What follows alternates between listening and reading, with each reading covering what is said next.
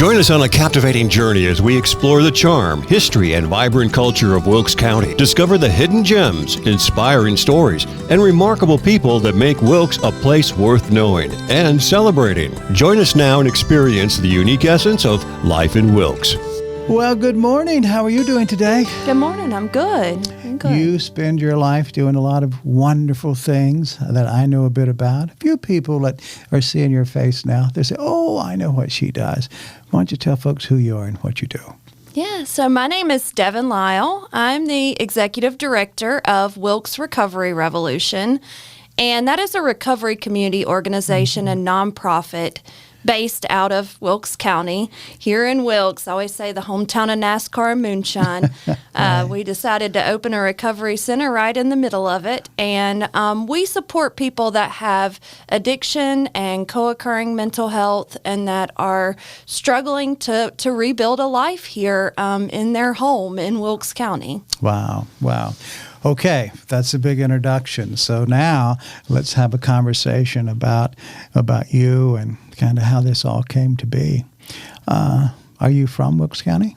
I am. I was born and raised in Wilkes County. That's an interesting phrase because I will say a similar phrase. And I had a friend in Washington say, what do you mean raised? What? I thought you raised chickens down there. What are you talking about? I said, well, it's about a culture. It's about, what does that mean to you? When you say that or you hear someone else say it. I watched your TED Talk last night, so I said, well, you were in a different audience then, right? So when you say that or hear that, what does that really mean to you? So to me, it's similar to what you said, culture. I was raised here. My parents, they had a heritage here from Wilkes County. I think my neighbors and other people contributed to my upbringing because we are in a rural community where everybody knows everybody. So I think everyone equally contributes to part of my upbringing. So an upbringing. So it's that culture that you're around. Some people would say, in some environments, they say, we'll talk about a neighbor. Well, they're just a busybody. But in a smaller community, well, they're part of the raising part. They shape who we are. They're part of making sure they look and they're aware because they care. Yes. For the most part. Right? Yeah. For the most part. When you were growing up, what were some of those things that your family did or you experienced? Like if there was trouble in the community. I know growing up, if someone died, it's like food. Oh my gosh, there's lots and lots of food and lots of people came over. How was it in your family? I would say similar. I was raised in a middle to upper class loving home. We grew up right in Finley Park here in North Wilkesboro. And I would say that people come together anytime things like that happen. People take care of each other. My dad was a huge part of Lowe's in the beginning, and so we were privileged as kids. We got to travel and do things, see outside of Wilkes County, which was nice sometimes coming from this small rural area. But well-rounded childhood. Our neighbors and family friends, we did things together. We grew up together. Roselli's down the street. Everybody gathered, we were there as children gathering with them. Isn't it nice to see John now in his, I guess, 70s. Well, he's in his 70s now. Tim eats there a lot. So Tim lives downtown, and that's like his Cheers, I guess, right? 4 steps from my door. Yeah, they know him, and he knows everybody there. But having that, he's getting that cultural experience from coming from New York and making his way in the Carolinas. But there's that special thing that I think why I wanted to have this conversation was to speak about how in a normal environment, in a normal setting, all types of things can happen. And as we get into our conversation today, and as we think about things that make a community strong, it is people who care, but it's having support to help us when we need it, because just about anything can happen. Yes, I agree. And I feel like in a small community, sometimes it's a double-edged sword. You know, you have all of these people who know and care about you and all of these things, but if we don't have solutions to problems that may come up like you're talking about, then a lot of times our neighbors might not know what to do, and I think that's where, you know, we come in. I don't know if it's as light as that. I think most of the time, if it's a difficult situation, you know, we tend to go to doctors or therapists to help us when we're dealing with a difficult situation because they have degrees. They're certified. Well, all of us haven't done that, right? So we need to me, it makes the community stronger when we have all of those services. Yes. When I was watching your conversation, watched a couple of videos, you shared your story before, and you shared that reality of when you were in a difficult situation and you needed help. It wasn't exactly easy to find because the area hadn't evolved in that area so much. Or if so, it wasn't publicly talked about so much. Is that right? That's right. And so I, you know, have my own personal story of battling with addiction, which came after an ankle injury where I was prescribed opioids for pain. Life before that had been pretty normal. I would say privileged, like I mentioned. I had a great life, but I became addicted to those. What happened? Prescribed. What kind of accident were you in? So I at the ski slopes, an ankle injury. It was it was a complete just accident.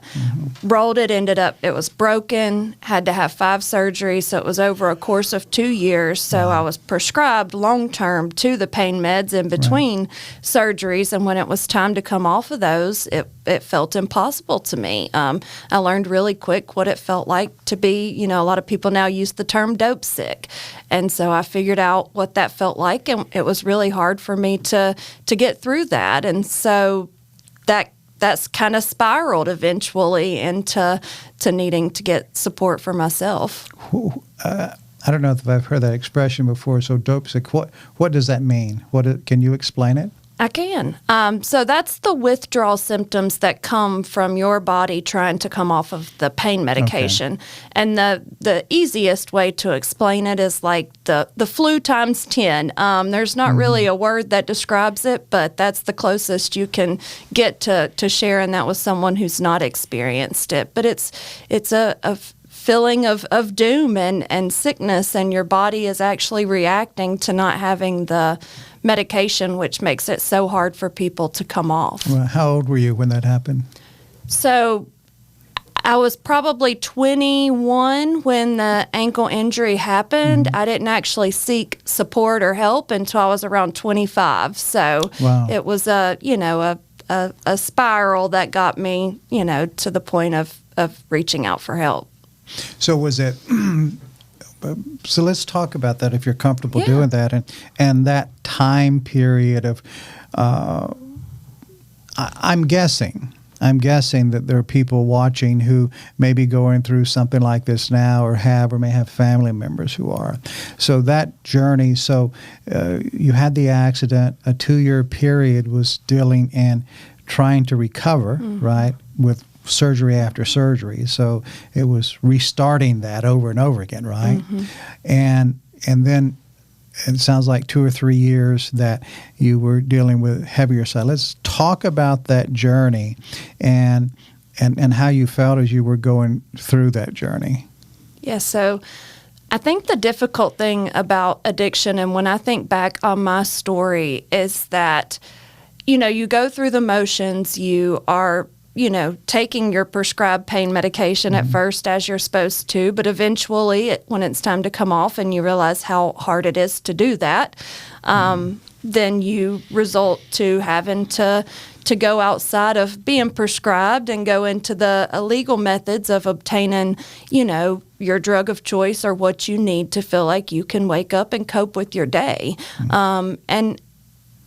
And I go back to, I had a great life. So, I mean, this was a progressive thing that happened. It didn't happen overnight, but that is the really scary thing about addiction is by the time I realized how bad I was and how far down I had spiraled, it was to a point where it felt like it was impossible to do anything about it. Because by 25, I was homeless, I was hopeless, and still lonely and addicted. So I had been disconnected from my community, and I told you that was a big part of my upbringing. Sure. So I had been disconnected from my community. I had felt like, I was living in this ulterior world from the rest of society, this dark, deep place where, you almost get sucked underground because it's the only way to survive when you're having to go through that process. Wow. So as you're going through this, I mean,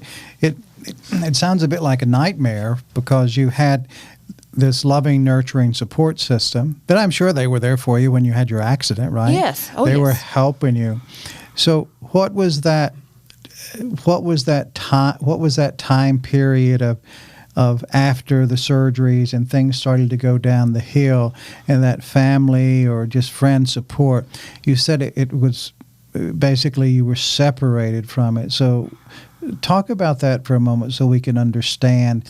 Was it as much as they were pulling away, or were you, because of the drugs, you felt differently, or a combination? So I think my family, community, and friends, I don't know that I would say they pulled away until they had to. I think I probably pulled away out of shame and guilt and just understanding what I was putting other people through.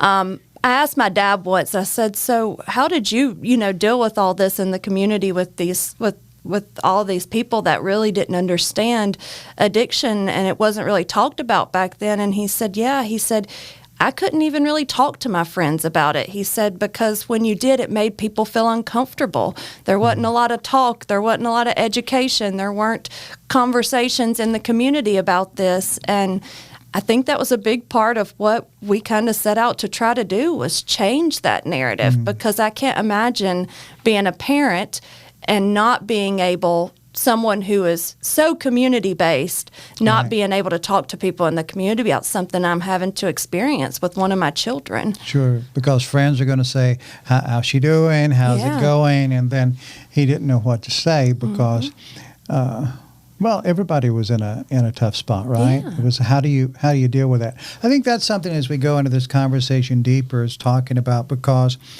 I do believe that people are inherently good. Yes. In a rural community like Wilkes County, many of our counties in the South, people truly care about each other. But things happen, and we don't always know how to deal with it, how to give support. Is it tough love, no love? Yeah. Well, what do you do, right? So I wanted us to start this conversation to get into your to what you do as your occupation now and your passion in life, which is to help people who are going through this situation.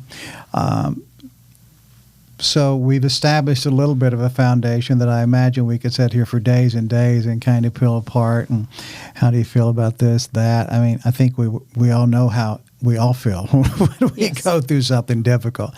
So we don't have to do that. But what we should do is have that proper framework. So you are someone you're running an organization and you have a frame of reference.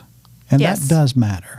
Lived experience. I think it's probably the foundation, talking about foundations of the work that we do, because I really think it's hard to authentically support someone if you haven't, been down that road and are able to relate on that more personal level. So I think our lived experience is our huge asset. Let's talk about when you turn the bend, okay? You turn the bend, that thing out there somewhere that we all do in different things in our lives for different reasons, right? So what was that moment or that thing that helped you see the light or the direction that things could get better? So I ended up in the hospital. I had become septic from IV drug use. I had overdosed. And when I woke up in the hospital, I think it was the first time in a long time that I had actually said, I don't want to go back to where I was. What do I have to do from here? And so I don't know that it was, this shocking decision that I made just and planned to get well. It was one of those things where I woke up and I was hopeless and scared and realized that I'd been praying for months to die, if I had to continue living like that. But then I think when I finally woke up in that situation in the hospital, I wasn't ready for that yet. Right. I was ready to continue living and see what, just somebody tell me what to do next. Were you saying that audibly to other people, or was this a conversation inside internally? I think it was a conversation inside internally. Now, I did tell, doctors, parents, I'm ready for help. Okay. I think that was an external conversation, but this is, the squirrel cage in my head that was probably going off that made that decision to just, hey, let's try something different. How long did that take? What were the next steps?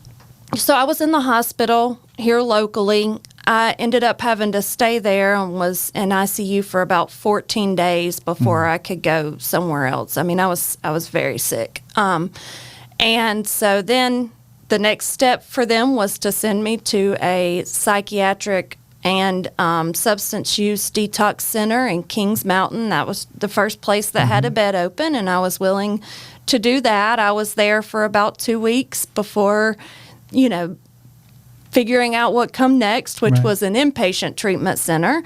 And during this process, that's when I really talk about having to leave Wilkes to find what I needed, which was really hard for me considering all of my roots and my family and what I had known for my whole life were here.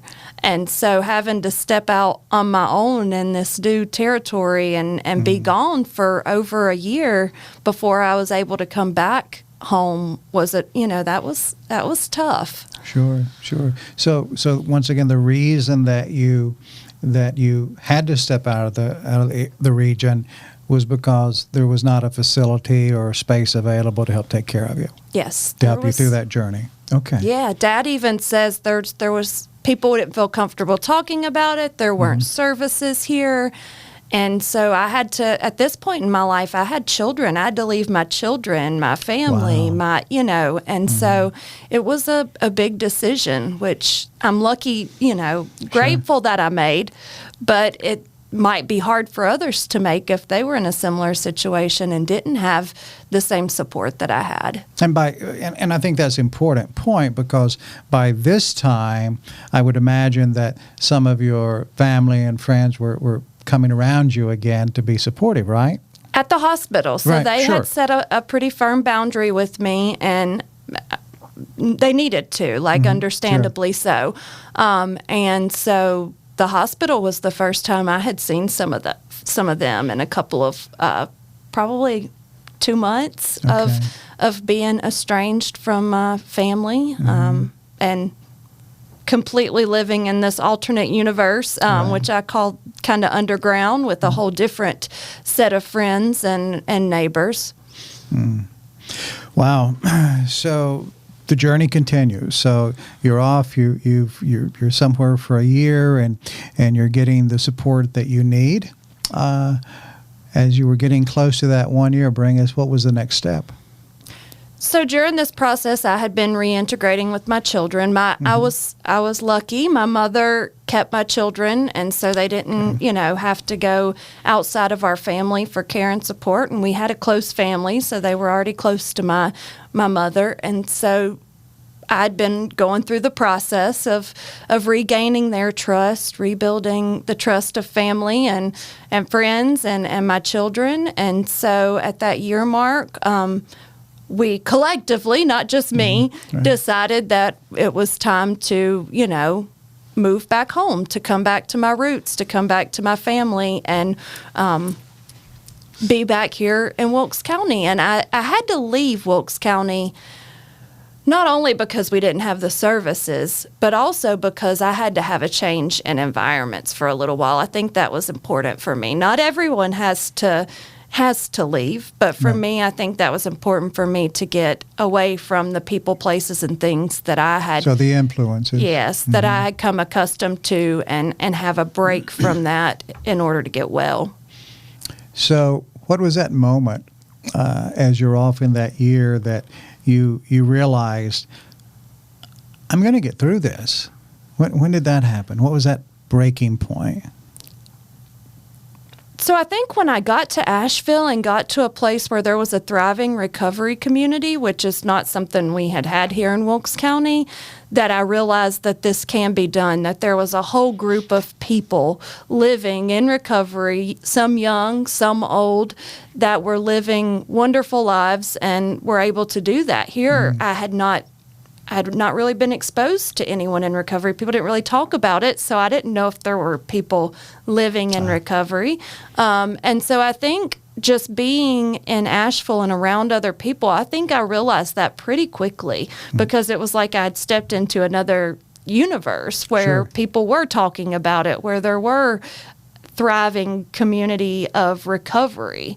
And so I think that happened pretty quickly in my journey there, and just having that support. And I had built what felt like a family in Asheville by the time I was getting ready to leave, and still talk to some of those individuals. But it happened pretty quickly in my journey. So you're in Asheville. You have this year-long experience. You discover that you discover what support looks like and feels like. Probably the feeling was the most important thing, right? Yes. How it made you feel and helping build that level of confidence back up. Yes.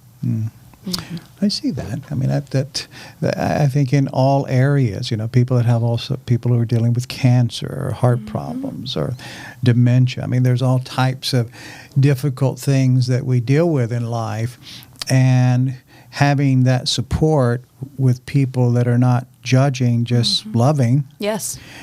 Sometimes loving is just sometimes saying nothing. Yeah. Just not being critical, right? Yes.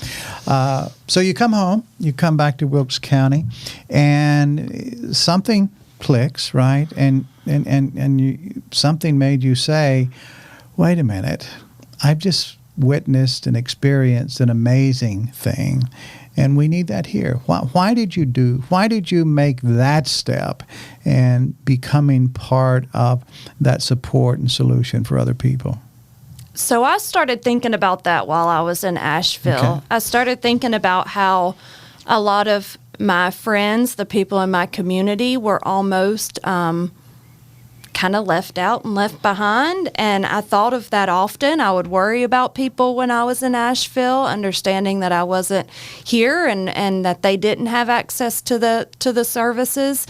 I obviously loved the thriving recovery community there, and it had clicked with me that this is what we were missing, that we were missing this community of people that were willing to speak up and that had that lived experience and that could genuinely, without judgment, support each other. And so I had that in my mind before I ever came home. So coming home, it was, okay, how do we figure out how to make this happen? How long did it take you? So you're thinking about this as you're coming into the county, because you see the power of this system of support, this way, right? And now you want to do that here. How long did it take before those wheels began to turn into actual support? So I would say probably about 2 years of being a part of what small recovery community we had here, and that was through going to 12-step meetings, which we did have locally. I didn't know that when I was in active addiction because not many people spoke about it, but I did realize that when I came home. And so going through that process and having that community of people and just starting to have conversations with people about what needed to happen here locally. And then eventually a benefactor, an investor who is also a local community member, Cam Finley, said, "Get me a business plan. We need that here." And so how did that happen? I mean, obviously, you must have bumped into each other, right? And he became aware of your scenario and what you're talking about, and wanted to. How does someone come to a point? And you've shared why you're coming to your point, but as your community people have come together, what is it that leads people to come to a point of like, okay, this has not been talked about long enough. We need to do something. Because that's a big thing, right? That's really big. And I think it's having conversations even when they're uncomfortable with as many people as are willing to listen to you. Because that's how that came about, was just conversation after conversation with community members, with other people in recovery, with my family members that had got to witness, my journey. And I had known, Cam has watched me, grow up as a child. And so I knew him from a couple of different perspectives, community member, neighbor, and who had become also a friend in recovery. And so that was, I talked about this every time I was sitting with someone. This was just a constant conversation of how do we see this happen. And so he just happened to be one of the first ones to believe in it, to realize that we needed that here. He had a son that had struggled with addiction, and so I think he had noticed the gap in services for people that needed help. And so we started creating a plan. So you go from you're getting your treatment, coming back home, talking this idea over for a few years. Now it's beginning to come together, right? So that's where we are. And when you speak of Cam, and I mean, these are things that he's openly talked about and shared these stories, right? So it takes a certain degree of bravery to do that. I think that's to be acknowledged and celebrated as well, because when we have our difficult moments, sometimes we might not want to talk about it for all the reasons you talked about before, but then we find ourselves at a point of where, all right, it's more important that I talk about this so we can do good for everybody, rather than, having my emotions control me and keeping me silent. Remove that weight off of yourself. Yeah. Did it do that? I mean, was it a weight off of your shoulder, not just to get off drugs, but and go through treatment, but that step of which was the biggest weight? Saying, okay, that's behind me, or I'm going to do something to help other people because it hurt too bad not to. I think it was a little bit of both. I definitely know that it removed a weight from me when I was in the hospital and decided I'm going to seek help, because it was the first time that I had been honest with myself, honest with my family, and said, okay, it doesn't matter who knows. I don't care who finds out. I'm willing to go get help.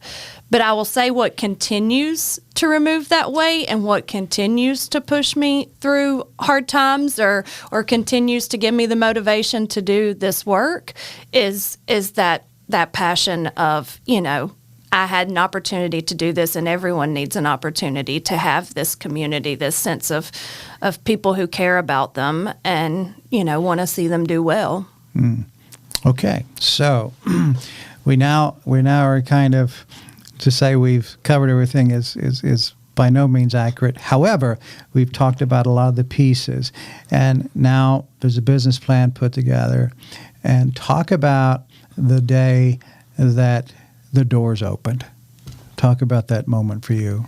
So it took a lot of planning on the front end of that before the doors opened. We had to go through some zoning meetings with the county. We had to do some of our own advocacy and reducing some stigma. Of course, there were neighbors who didn't like the idea of having transitional housing, which is what we started with, in their backyard. And so we had to do a lot of work on the front end. But the day the doors open, we started bringing people in almost instantly out of treatment, detox, incarceration, and wherever they needed to come from.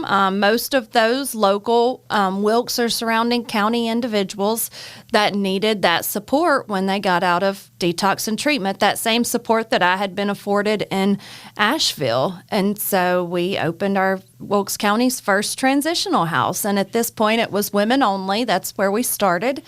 And it grew from there. What year was that? That was in 2015. Okay, so 2015, the doors open, and you're serving a group of people that you most related to. Yes. Right? Okay. So that's how you start. Then talk about those early days, and as the years passed, how the program changed and transitioned, and did you really see the power of transformation? Yes. So I want to go back to 2015. And so we opened, we definitely started serving people, serving our purpose, but we realized really quickly that my business plan was not going to be sustainable the way it was presented and written. And I had a really tough time that if people reached out for help and didn't have access to financial support, I still wanted to give them an opportunity. And so it was not going to function as a for-profit business, which is how some of them profit in other areas. So we decided pretty quickly that in order to continue doing the work that we were doing and truly serve people without limits, that we were going to have to become a nonprofit so that we could accept community donations and that we could apply for grants eventually, and that people could contribute to our overall, mission. And so in 2016, we became a nonprofit. So pretty quickly after we had opened, I think that realization came within the first couple months of, hey, this isn't going to work out how I had intended for it to. And was it not working out just because the need was so big? I think a little bit of both. The need was so big, but also most people do not come into recovery with access to funds to pay entry fees and to pay weekly program cost. And definitely, not the people I was encountering and that I wanted to serve. I wanted to be able to serve anyone who was reaching out for help that were at a place where they were ready to come into transitional housing. And most of the time, people have exhausted their family support, and they're typically at rock bottom when they, get to us, and it's time to rebuild. And so if there were beds empty, I didn't want to turn people away just because they didn't have the finances to come into the program. So you put people in the beds, you were taking care of people, but they were not contributing to the bottom line, which is what was paying to make all that happen for everyone. Because I'm sure you weren't doing this by yourself. No. Right? You have a team of people. Okay, so the not-for-profit comes into place, and then as soon as that happens, was the support there?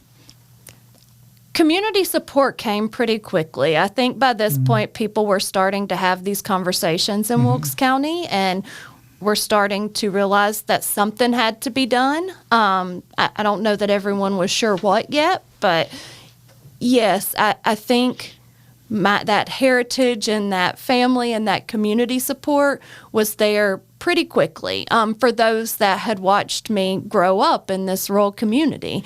And so I think that support came in quicker than I thought it would. Sure. Cam Finley had to support us a little bit more than I would like for him to there for many years in the beginning. But he was invested like I was in seeing this happen for our community and the people that we were working with. But yes, that support came faster than I thought it would. The people that were there getting the need that they needed at that moment in time that really only a place like you were providing could do, right? Mm-hmm.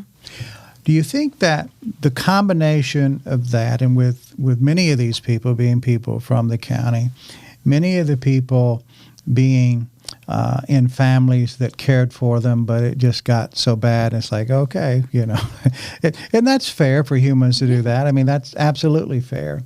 So what type of changes do you see in people's lives when that healing process is going on for them. But then when you begin to see it and they begin to talk about it happening within their family, is that not, that has to be the most rewarding thing of all, because things are then not only is their health being restored, but that thing that's most important to them is being restored. Yeah, I think that sense of community and bringing back, that family reunification is probably the best part of my job in this work, to see that happen. Because it's nice to see the light come on for an individual. Of course, that is celebrated. We love that because we know they're going in the right direction. But that family reunification, or someone who's been disconnected for their children for maybe years, just depending on what their story is, and be reunified with children, I mean, those are beautiful things to see happen. And for that connection to click back in place for people, because I think we all need community. Sure. I think we all need family, and whether it's biological family or a family we have created for ourselves, I think we all need that source of connection. And so when you see that start to happen and people start to thrive in the community that they're in, that's a pretty magical thing. It's a lot of healing, isn't it? Mm-hmm. I mean, I don't know if we could actually put a value as far as a price value on that, because for someone who's basically their life has gone to an abyss, to naught, and coming back, and you never know what someone's going to do in life, right? I mean, history tells us we've had all sorts of folks in the past that have lost their way, and they've done whatever the thing was that messed up lives in that time period.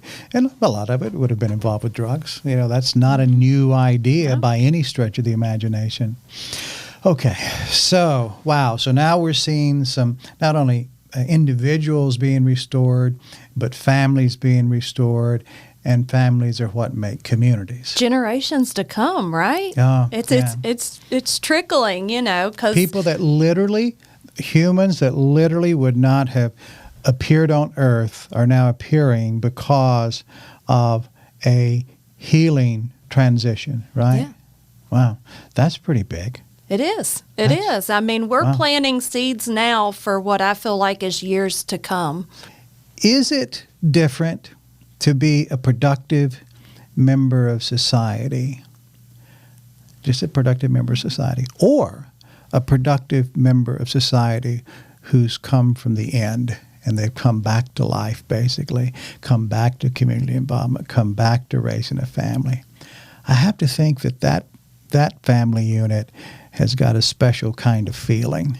I agree. I think that our stories shape who we are and what we're capable of providing to the world, and I do think that we have an advantage when someone's come from rock bottom and had to rebuild from nothing and has found this place of healing and are able to get well and able to. I think that there's this sense of service within individuals that are mainly people in recovery, this sense of service to give back to community and to be a part of community and to just support people in the way that maybe they had been loved and supported to get them through their journey. So I definitely think that it makes us stronger individuals and able to handle things that maybe others might not be prepared to handle. Right. I'm guessing you sleep better at night now than you used to. Better. Mm-hmm.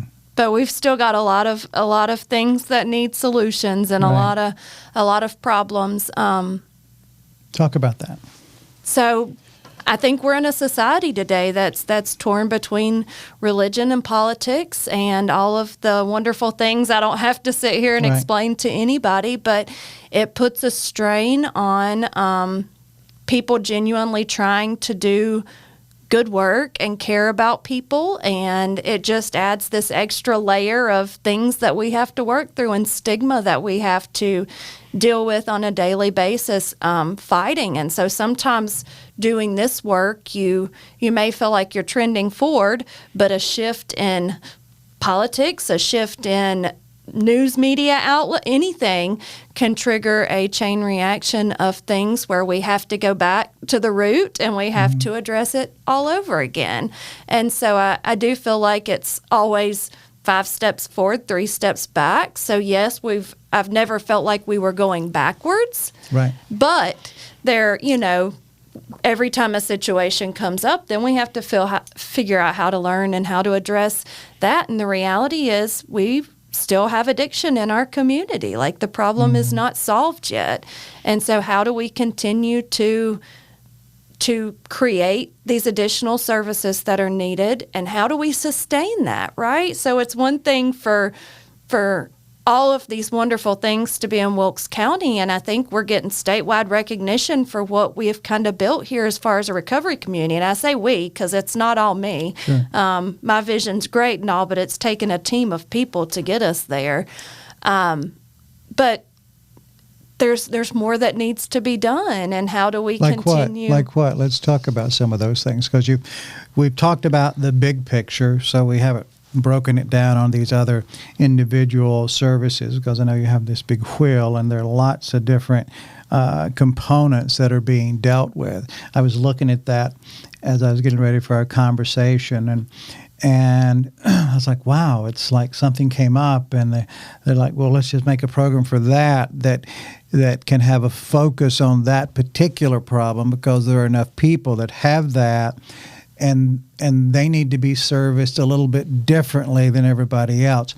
It's almost like the Health Foundation has the West Park, and the dental clinic director she was in, and she shared this story about this lady who was there with her child, and at checkout, but she was very distraught.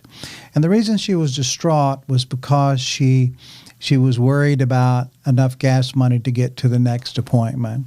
And then there was a few other things on the list. And she said through the team and the people that are there at the dental clinic, and then other people that are organizations that are at West Park as well, but they were able to help take care of that momentary crisis before she left the building. And that was amazing. But it was because those other organizations. So it reminded me, when I was looking at your programs and your history and just looking at these different reasons. So are we right? And when I look at those, that's a specific need that we need to do for these people, because we don't need to basically preach the same message. They don't need this thing over here. They need this thing and this thing and this thing, right? Is that how it came about? So for us, it was like every time we hit a brick wall, and we hit it enough times to realize, hey, this is something that keeps coming up, and it is preventing people from moving forward. Like, this is something we're continuing to see come up, and we don't have a way to work through it. The service isn't there.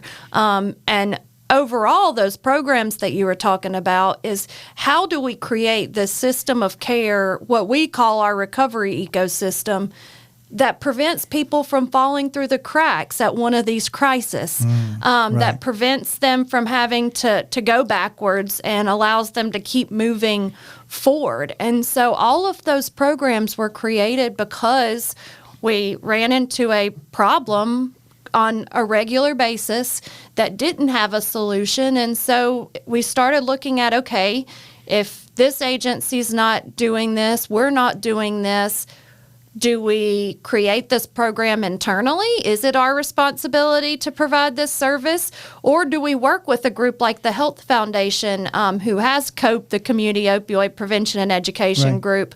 Or do we is there someone else who's better qualified to provide this service, or someone that we can partner with locally? Because those partners are what make our whole nonprofit ecosystem work here locally, right? So we don't do this work alone. We rely on our partners to support us on our endeavors too. And so that's kind of how all that came to be and got started, is every time we hit a crack in the road, hit came across a brick wall where we were like, there's not a path forward here.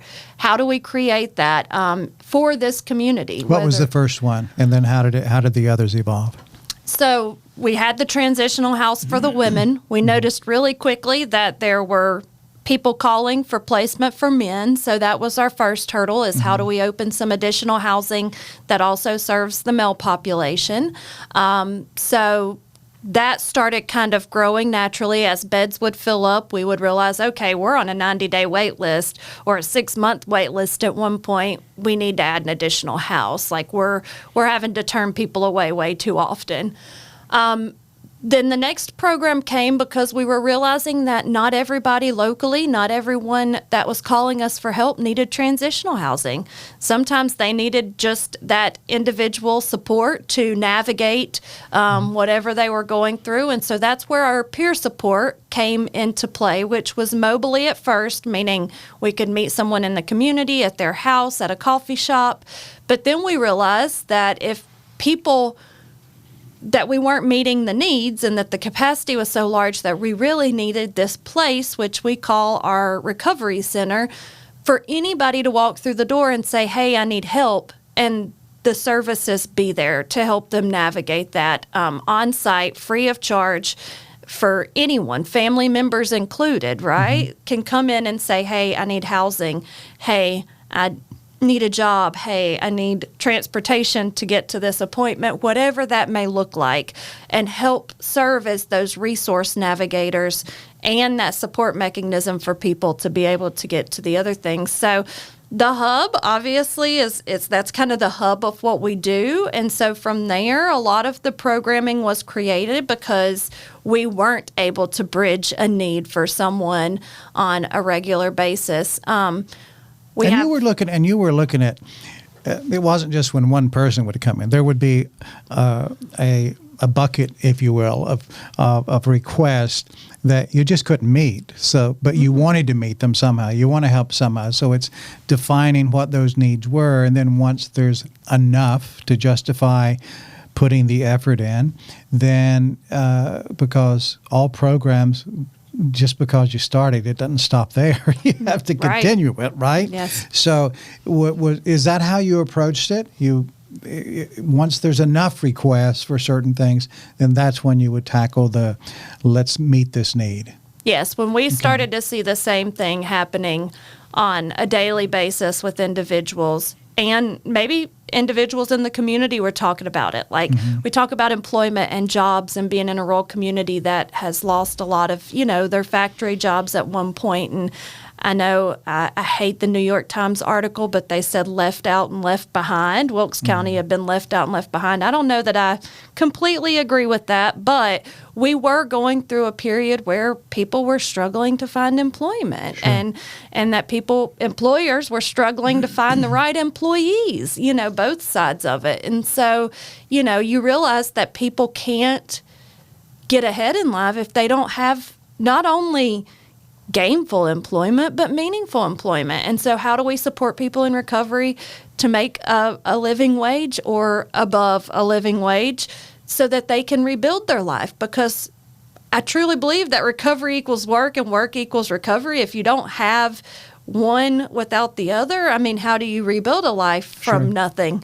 And so just every time we would hit hurdles like that where we were like, this is something that really needs some attention. Like people aren't going to be able to get well if we don't take a look at this as a community and as an organization. None of this is successful for the long term without the community being informed, right? We say educate people. There's a degree of that, letting people know.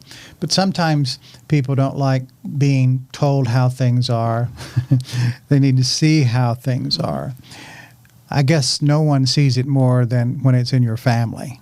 Then you see it face on. And then you really do want help and support. Or what do we do? What do we do? Have you sensed a shift within the community? Have you sensed that a bit of a turn of embracing this because it's such a genuine need? A community, though, is better when it supports all of its needs. Yes. Right. And this is a big need. It is. I mean, we were seeing a lot. Wilkes County had the highest overdose rate for years, and we're talking national, data.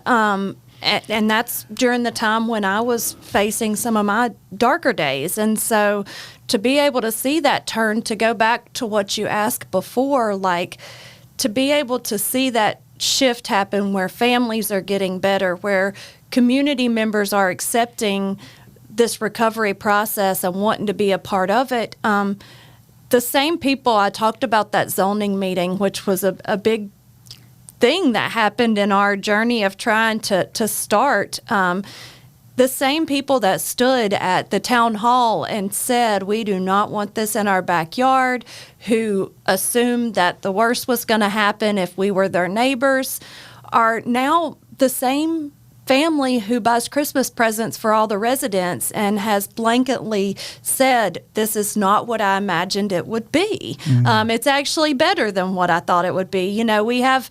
we had an attorney that lived down the street not too many years ago that actually stopped and had coffee in the mornings with some of the residents when he was on his morning walk. And so a lot of times you have to show, if people don't know, you have to show them. And so when you're in a rural community, I think it's about building relationships, building trust, building rapport with people, and showing them that this can work. We can be good neighbors, and we can make a difference that's going to impact those generations to come. And we started to see that happen. Nice.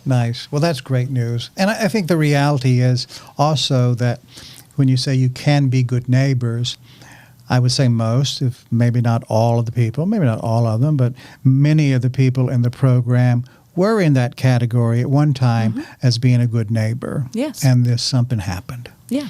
And now they're coming back, but the difference now is you've got somebody that's been through a battle and they lived through it.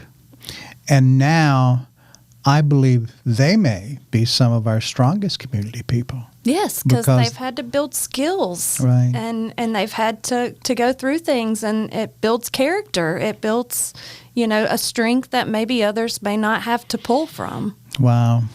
Well, bravo for you. That's wonderful.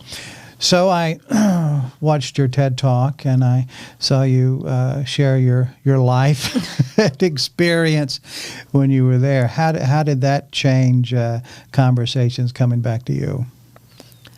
So I think that TEDx gave 12 minutes of my life. That was a lot to squeeze into one little talk. But I think having opportunities to go out and speak and go out and share my story, and whether that be locally like we're doing now or whether that be on more of a national level, allows people to find the humanity in individuals, to hear my story and to hear what we do as an organization, and to get to go out and speak on those things allows people to put a face and a voice and connect in a way that maybe they hadn't before. And so if I'm able to do something and one person hear it, then I've probably, done my job. But shifting hearts and minds and being able to allow people an opportunity to connect on a different level and hear something maybe they hadn't heard before. And so I always think that going out and presenting, giving a TEDx talk, those things are a privilege. Those are an honor, because normally somebody's life is touched just from what they're able to hear anytime I'm able to do something like that. Devin, there's certainly a lot for us to talk about in the future. I knew we wouldn't be able to touch on everything, because I think your story is an evolving story. Your services are evolving. And I think it's good that we had this visit. It's been great. You reminded me that we had met years ago.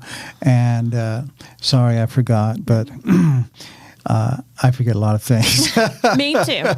But it's because, we meet so many wonderful people. I mean, we truly have wonderful people. And all of us and all of our wonderment there can be moments when we're not so wonderful. And then we circle back around and we get somewhat wonderful again, or at least that's our journey. How can people learn about your organization? Where do they go? So we are now operated 24/7. So if someone needs support, they can call 336-818-1909 anytime, any day, and they'll be met with someone with lived experience who can support them by phone or respond in person. So that's a pretty big deal for us. So if anyone needs support, do not hesitate to call. It's the easiest thing to learn about all of the services is to visit our website, which is wilkesrecoveryrevolution.com. And there's some contact pages on there that would allow you to email or reach out for further information. Great. Devin, thank you for coming in. Thank you for sharing a little bit more of your story. Next time, we'll talk about more of it. There's just so much. There's a lot. There's a lot. But it's exciting. You always think of something new or learn something new when you sit down and have conversations. So I love it. One of the things that I love most about our conversation is that your story reminds us of us. And I love hearing revolutionary conversations making a difference in people's lives with a nice Southern accent.